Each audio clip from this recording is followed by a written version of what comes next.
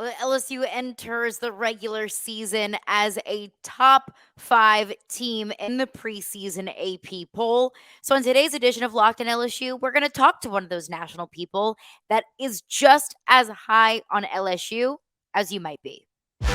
You are Locked on LSU, your daily podcast on the LSU Tigers. Part of the Locked On Podcast Network. Your team every day.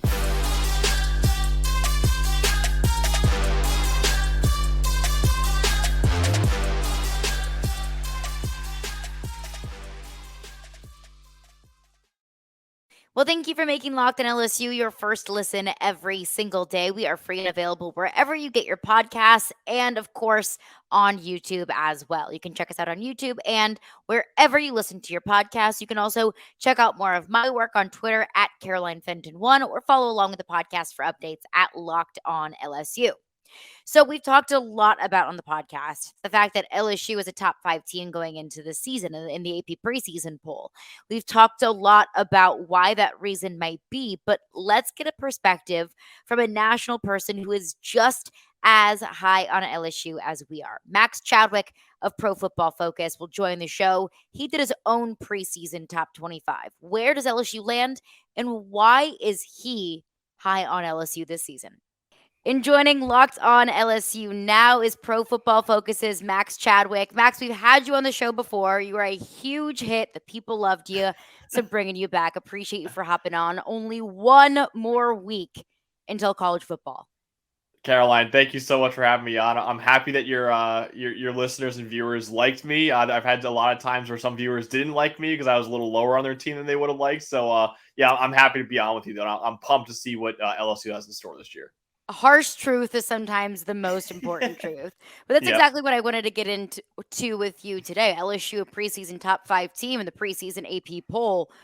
Initial reactions when you saw that, because I think when I saw the top 4, I expected there to be a Georgia, a Bama, an Ohio State, a Michigan, no matter how you wanted to rank it. I think we all kind of figured that would be the top 4 in some form or fashion. Your initial reaction when you saw LSU as high as number 5? Yeah, honestly, I think it's a fair ranking. I put out my preseason ranking, and I have them number 6. And the 4 that were ahead of them in the AP poll was the same 4 I had.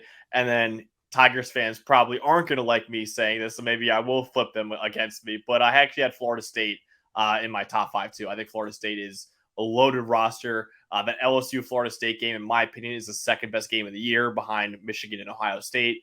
And we'll get that week 1, Sunday night, no other games competing with it. I cannot wait for that game. But yeah, I think top 5 is fair, though. I didn't anticipate many voters having Florida State in the top 5. I kind of know I was going to be on an island with them that high. So I wasn't really surprised. And yeah, I mean, I think number 5 is pretty fair for LSU. I mean, I had them right there at number 6, so I can't say that it was too high for me. So yeah, I think that's a pretty fair ranking for the Tigers, who have playoff aspirations this year. So I want to get into why you had LSU as high as you did. But first, quick detour, Florida State. Because I know that Jordan Travis is a heck of a quarterback. I think that he's a dark horse candidate for the Heisman for me right now. They're bringing back a ton of production. Mike Norvell had his best season as Florida State's head coach this past season. And I don't think that his record so far at Florida State is indicative of how good of a coach he really is.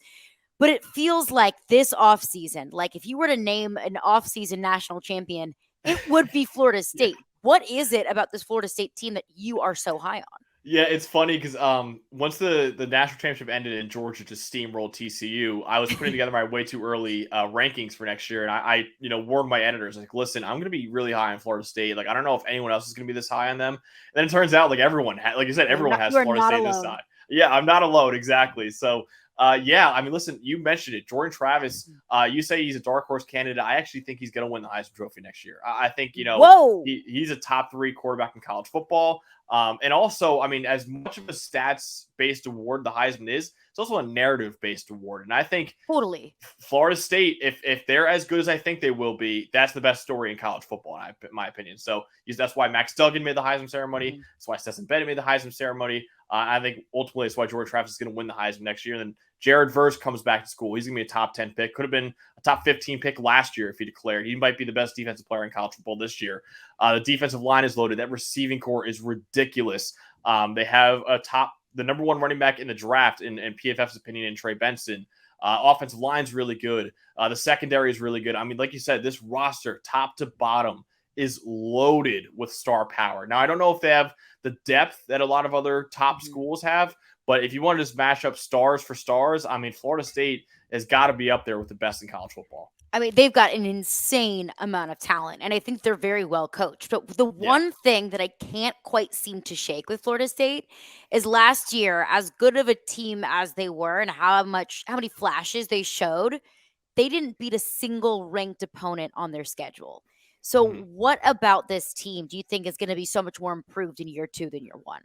Yeah, well, honestly, I think they just bring back everyone. And then not only that, they bring back everyone and they brought in one of the best transfer classes this offseason, too. So, I mean, all of a sudden, you go from a roster that was already a top 15 team in the country, bringing back everyone. So they're going to be even higher than that. Right. And then you add Jaheim Bell in the transfer portal, who, in my opinion, is a top 5 tight end in the country. Keon Coleman at wide receiver. Some people even have as a first-round pick in next year's draft, the guy from Michigan State. They have some offensive line transfers that were really good too, like Jeremiah Byers, the right tackle. And then on defense, Braden Fisk, the D tackle from Western Michigan, he's really good. Fentrell Cypress, I think, is a top 10 corner in the country coming in from Virginia. Like, this is a roster that was already one of the best in college football. And I had super high because they brought back everyone. And then all of a sudden they added all of these stars in the transfer portal. And so I think it's even better next year. So yes, they didn't beat a ranked team technically, but I do think this is the year for them. And we're going to find out immediately because they have the 2 toughest games on their schedule within the first 4 weeks in LSU and then Clemson at the end of September. So my hot take is we're going to know whether or not the Seminoles are making the playoff by October, basically. You know, if they can go 3-1 or 4-0, it's going to be they might be able to make the playoff. But if they go 2-2, they're done. You know, they're not going to be able to make the playoff with 2 losses. So we're going to know by October 1st whether or not Florida State's making the playoff, in my opinion. I think you could even make the argument that we might know if one of these 2 teams is going to make the playoff by Labor Day. Yeah. Yeah. I mean, which sounds crazy to think because I look at, the loser of that game. They each have, as a portion of the schedule that's a total gauntlet that if you drop that game, your playoff hopes, I believe, are still alive, but that doesn't leave a whole lot of margin for error for the rest of the season. No, not at all. Yeah. And what do you think? It's going to be tough. It's going to be absolutely tough, especially considering, Florida State's got Clemson. UNC could be great with Drake May under center. LSU taking on Alabama and Ole Miss and A&M later on in their season. But just from your perspective, you've probably forgotten more about this Florida State team than I know about this Florida State team. So come this matchup on Labor Day weekend, what do you think is going to be the most interesting matchup to watch between LSU and Florida State? So the reason why, I first of all, I'd be amazed if Florida State can get out of this 4-0 because, like I said, the 2 top 10 teams in the country in LSU and Clemson they got in the first 4 weeks. The reason why, I mean, again, I know LSU fans might not like me for having Florida State ahead of them, but also I might be picking LSU to win this game. Is that, like I mentioned before, there are so many new pieces on this Florida State team, so they're gonna gel immediately. They don't have the cupcake week 1 game that pretty much every other school has. That they had last year. Yeah, exactly. Like they got to go immediately. So like these new pieces like Jaheim Bell, Keon Coleman, Braden Fisk, Fentrell Cypress, while they are all extremely talented players, they're going to be have to gel immediately. They're going to have to be like on their A game immediately. And that's why I'm a little nervous for that game. I really have not decided who I am going to pick in that game because like I said, I think it is, the second best game in college football this year. So I have to really, lock myself in a dark room and then maybe just come out with a winner because I'm flip-flop every day. But yeah, if there is a bright side for LSU, it is that, there are a lot of new key pieces on Florida State and they're playing week 1 against a top 10 team. So that's one thing that makes me a little nervous about Florida State, at least for week 1 against LSU, that there are so many new faces on this team and how they have to gel immediately. Something that I think proved to be the difference for LSU against Florida State this past season was just the amount of newness that LSU had week 1. Again, you don't have that week 0 game to get acclimated, that cupcake to kind of get some reps under your belt. There was just so much newness with that LSU team that, I think if you play that game in October, November, it could be a totally different matchup. Oh, absolutely. And that's why I think LSU might have the advantage in the experience category because, yes, Florida State brings back a lot of key pieces. But, I mean, LSU, their entire team is basically back. They bring back Jayden Daniels, who I think is one of the top Heisman Trophy contenders as well. They bring back Malik Neighbors, who right now is the number 2 receiver in the draft, according to PFF's draft analyst Trevor Sikkema. That offensive line is loaded. I love Will Campbell, the left tackle. I think he's an absolute superstar, and he could be the top offensive tackle heading into college football next year. I think he's that good. And yeah, the receiving core is pretty good. Defensive line is nasty. They get Maason Smith back from an injury, which I think is huge. Harold Perkins, who is going to play a little linebacker. Hopefully more edge defender. I think that's where he's at his best. But either way, I mean, he's one of the best players in college football and might be the best player in college football after the season heading into next year. That's how good he is. And the secondary has a lot of new faces. That's the one thing that does make me nervous about this game against Florida State is that Florida State's passing attack, like I mentioned before, is going to be deadly with Jordan Travis and all those weapons.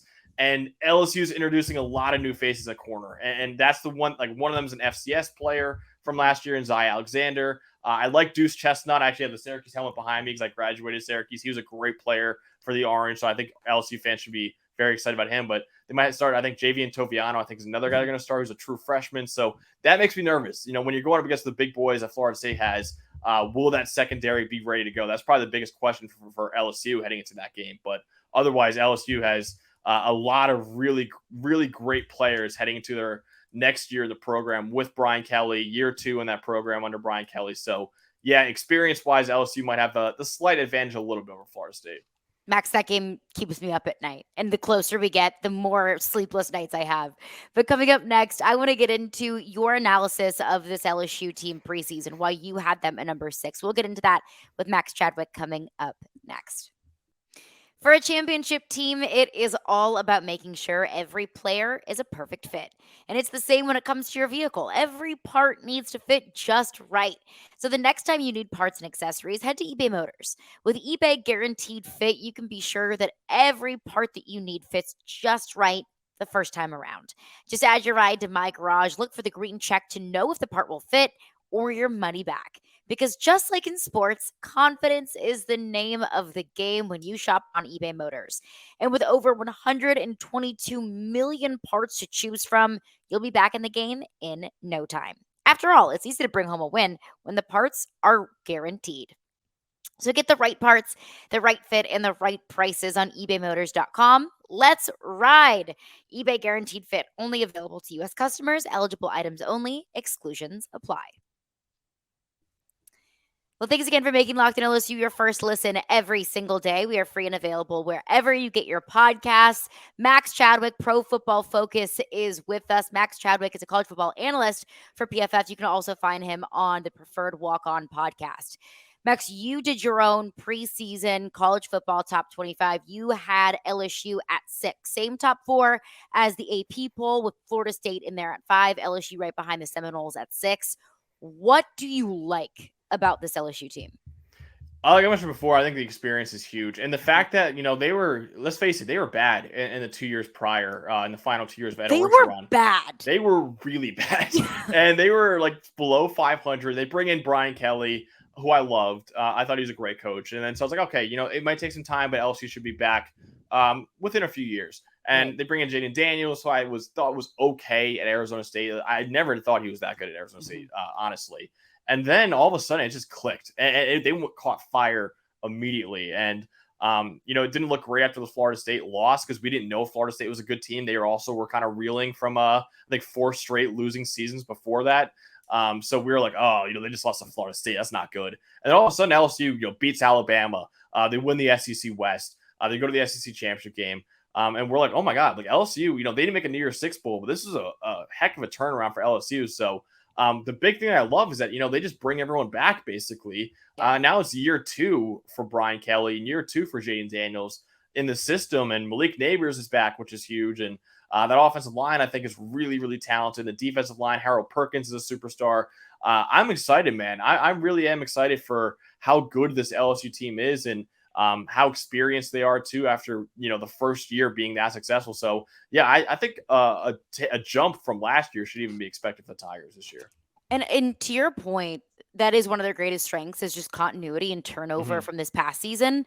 But what makes that even more impactful, I think, is the fact that there are so many questions in the SEC this year. Yeah. That LSU is only one of a very select few teams that have so few questions at so many important positions. Returning a starting quarterback, returning both of your coordinators, returning your leading receiver, returning your leading rushers.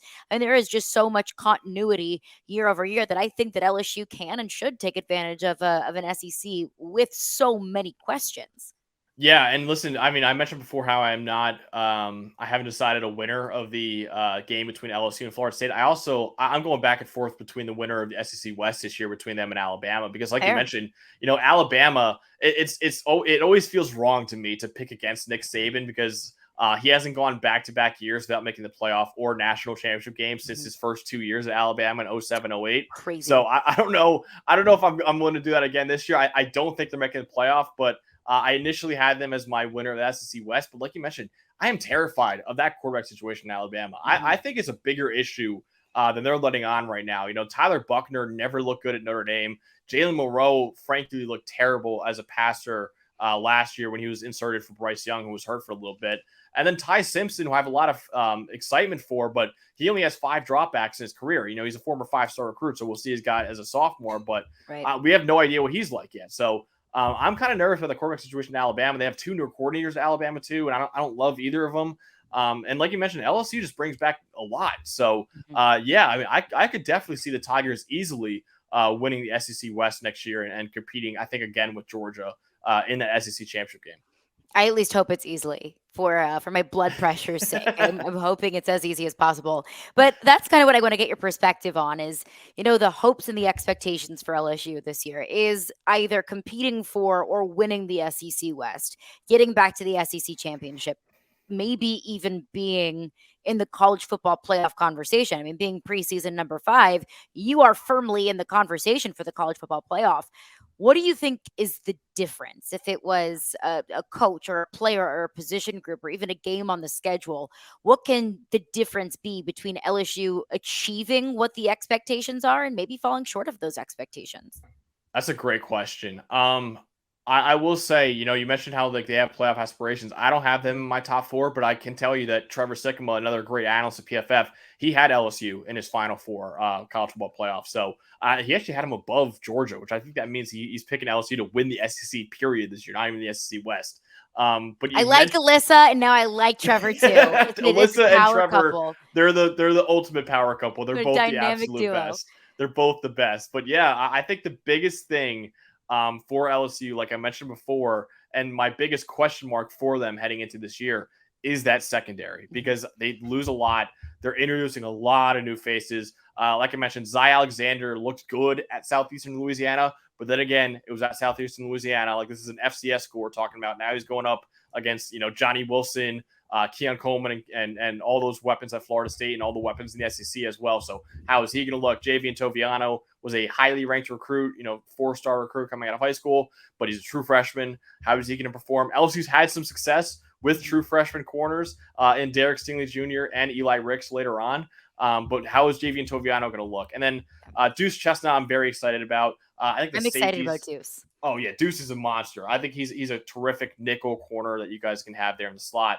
But then the big question for me in a secondary is what on earth is going on with Denver Harris right now? He was a guy that I loved at Texas A&M. He was a 5-star recruit. He played really well when he was on the field for Texas A&M, but he had a litany of off-field issues. He just took a leave of absence from the team. I know he's back now.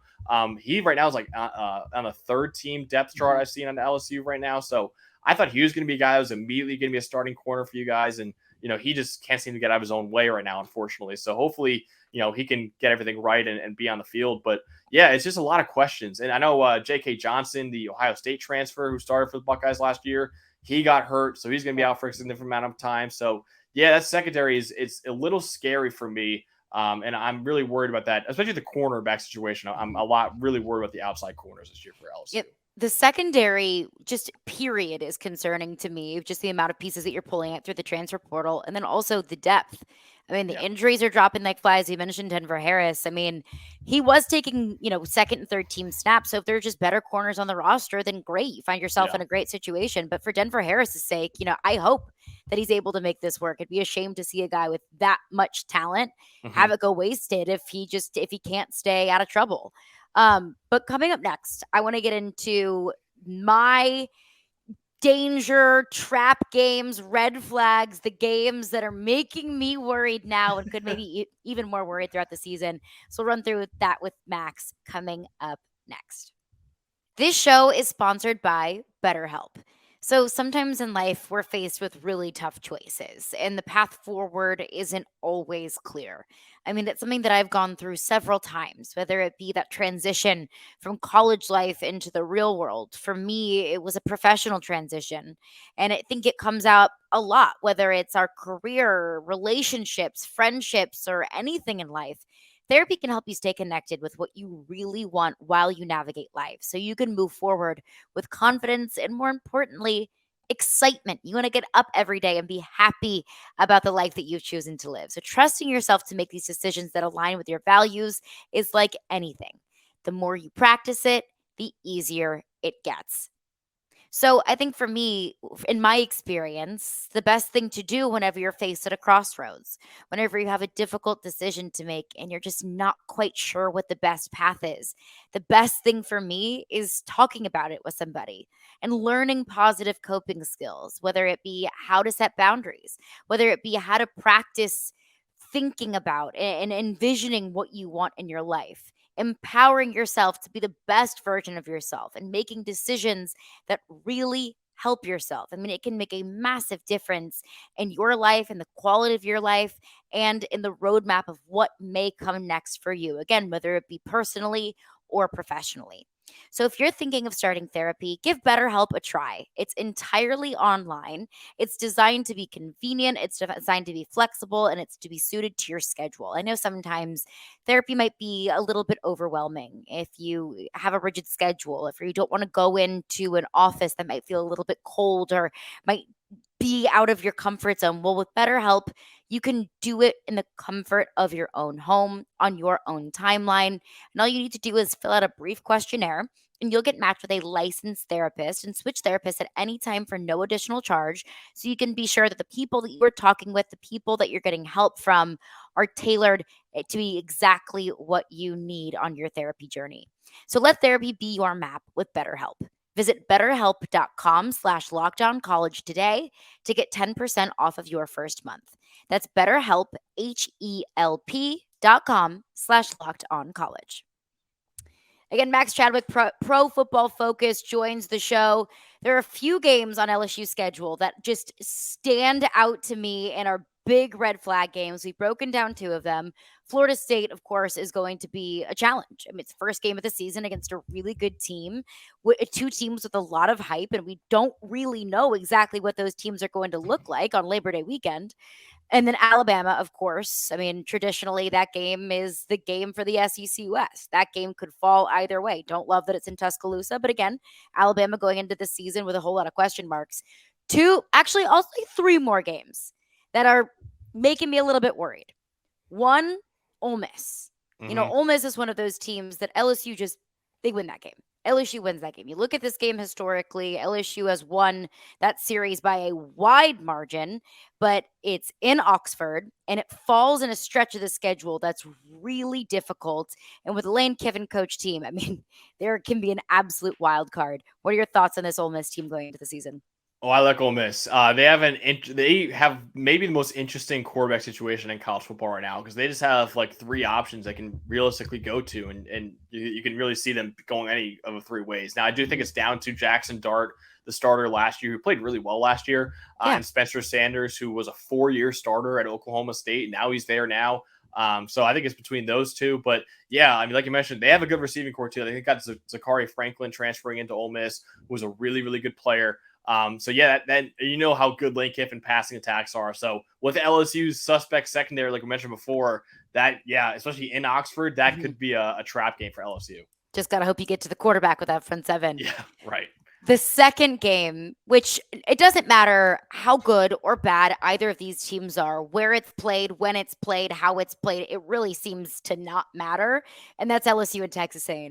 You know, last year, LSU had, the college football playoff conversation at the same time that Jimbo Fisher was, on the hot seat conversations were happening. A&M wins that game. And then this rivalry always seems to be very unpredictable. I expect Texas A&M to be much improved going into this season, but what's your take on it? Oh, I completely agree with you. I think this is going to be a bounce back year for the Aggies, who actually were like doing really well, Yeah. before last year, really. And again, going back to the weakness for LSU, like that could be exposed once again by Texas A&M, because their receiving core, I think, is a top 10 receiving core in college football. I I think love an Evans, Smith. yeah, exactly. Evan Stewart is going to be a star. I think he's heading into his sophomore year. Moose Muhammad, the third, the son of the great Panthers receiver, Moose Muhammad. He's another really good receiver. Nia Smith is back from injury as well. They got a good tight end too. Connor Weigman was a 5-star recruit at quarterback a couple years ago, so I'm excited to see what he can do in his sophomore year. The offensive line for Texas A&M is actually really, really solid. So LSU might not be able to get as much pressure as maybe the Ole Miss game. So yeah, that could be a game, especially like it is in right. Yeah, it's at LSU. Okay, so it's a It's in little bit Baton better Rouge, for yeah. them. Mhm. But it is still going to be a question mark, because I think that Texas A&M offense, with that receiving core, and if Wagman is the real deal, then they could expose LSU's secondary, and the offensive line could give Wagman enough time to expose them. So yeah, again, I think it's another really good trap game for LSU. A third one is not necessarily my concern, but I have heard this a lot with a lot of our Locked On LSU listeners, and I just cannot get on board with it. So that's why I need your, your unbiased expertise on this. Missouri. A Mm. whole lot of LSU fans are just terrified of traveling up to Columbia, of that potentially being a trap game, maybe a game that this team overlooks. I don't see it. And I don't know if that's my, I'm from Missouri kind of bias. I don't know if it's I just believe in Brian Kelly's motivation tactics too much Mhm. for this team to overlook a team like Missouri, a conference opponent. I just don't see it. But are you on the listener side? Ooh, that's a good question. I might be a little bit like I will say I don't want to give a political answer here, but I'm kind of in the middle, where I'm kind of like with you, where it's like this should be Safe. a team that LSU just rolls over. But Right. I'm also with the listeners a little bit. It's like, listen, like this is a Missouri team that, I mean, Georgia really, that was their closest game pretty much last year, was this Missouri. Crazy. Now I think Yeah. Missouri, they really overlooked Missouri. So I'm kind of cautioning LSU to do that as well, because it's in Missouri, Mhm. and also I don't love the quarterback situation for Missouri, but going back to the receiving core again, they have a really good receiving core. Luther Burden III is going to be a star. He was a top 5 recruit coming out of high school a couple years ago. They have other guys there as well who I think are really good. Theo Weiss transferring in as well. So yeah, that Missouri receiving core is pretty good, and they could take advantage of LSU secondary a little bit.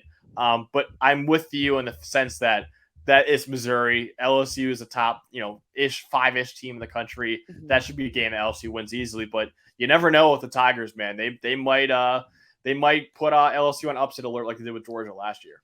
You never know with either of the Tigers. I mean, Yeah. there's one thing that I know about the LSU Tigers. It's that when they zig, when you think they're going to zig, they're going to zag. Mm-hmm. Last one for you, just kind of overall predictions right now in August. Your prediction for this LSU team, what they can do. Ooh, good question. I think an 11-1 season is the best case scenario for Okay. LSU, and then that would probably mean they win the SEC West and face off against Georgia. Mhm. And then basically the winner of that game goes to the playoff. Depending on Georgia, if Georgia's 12-0, they're probably going to the They're playoff going regardless. regardless. Yeah. But LSU, that's kind of like them last year. It's like, oh, if they beat Georgia, who knows? But yeah, I think 11-1's best case. I could see, like you said, there are a few trap games on here that I'm looking at. I mean, Arkansas. I don't think Arkansas matches up with LSU as well as the other teams, because I think Arkansas's bread and butter is the run game, which I think LSU will be able to shut down pretty well. Yeah. They're not really It a was big a close passing game team. last year, though. It Way was a closer close than it game. needed to be. And I like Arkansas this year. I think I actually rank them in my top 25, even though they're not a top Really. 25 team in the AP poll. So I like Arkansas a lot this year. But like you said, there are some trap games on here. So I don't want to say it could be a disastrous season for LSU, but I can see them going from anywhere from like 11-1 to like maybe a 9-3 season. Once again, I'm just, there are some games on here that make me a little bit nervous for the Tigers. They got to be on their A game. And that's the thing with the SEC is like every week, there's not really a cupcake game for you at all, especially when you're playing Florida State as one of your non-conference opponents this year. So, yeah, I can see a 9-3 being worst case scenario for the Tigers. Maybe 8-4 if really everything goes wrong for them. But yeah, I can see this team making the college football playoff, and I can also see them slipping up a few times this year with how tough their schedule is. 9-3 is the floor. I can live with that. I absolutely positively can live with that. Max Chadwick, Pro Football Focus, really appreciate you stopping by. Always appreciate your insight. Where can the people find some more of your work? Yeah, of course. Yeah, you could follow me on Twitter, TikTok at Max Chadwick CFB, and then also pff.com for all the articles. And then, like I mentioned before, we're doing a preferred walk-on show on YouTube and anywhere you get podcast. We actually interviewed Jayden Daniels, so the full interview is available if you want to watch or listen to it before this Florida State game coming up pretty soon. But yeah, I talked to him, talked to Jordan Travis, talked to some other Florida State players. I think I'm more nervous for that game than I am for I think any of the LSU or Florida State players are, honestly. I You and cannot me wait for that game. both. Yeah, I'm getting nervous. I'm not even a fan of either team, and I'm getting nervous for that game. So, yeah, it's going to be an awesome season. But, yeah, check out that podcast if you want. We talked to guys like Caleb Williams and a ton of other superstars in college football for about like a 20-minute one-on-one for each of them. So if you want to check out the Jayden Daniels one, though, especially, you can check that out. Preferred walk-on wherever you get YouTube or wherever you get your podcast too. We'll need to do mental health check-ins together on September 3rd during that We do. Florida State LSU game. But we'll be sure to check in, listen to the podcast, listen to all of your great work. Max, appreciate you as always. We'll chat soon. Of course. Thanks so much. Well, thanks again for making Locked On LSU your first listen every single day. We are free and available wherever you get your podcasts. Appreciate Max Chadwick of Pro Football Focus for stopping by, giving us his perspective and his expertise on LSU and the rest of their schedule. But coming up tomorrow on the podcast, more preview for what is to come for LSU Florida State coming up in just a few days. We are so close. Only one more week. We can do it, people. We can make it through until September 3rd. All of that coming up on tomorrow's edition of Locked On LSU.